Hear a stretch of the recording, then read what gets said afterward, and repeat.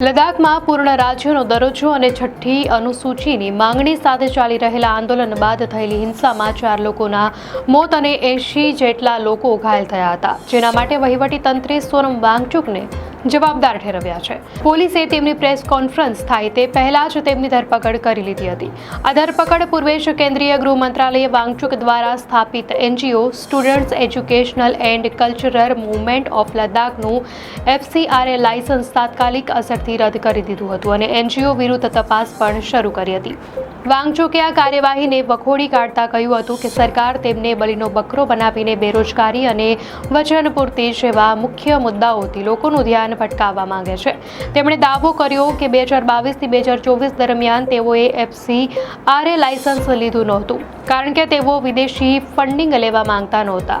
વાંગચુકે ચેતવણી આપી હતી કે જો તેમની ધરપકડ થશે તો યુવાનો વધુ જાગૃત થશે અને સરકાર માટે પડકારો વધશે.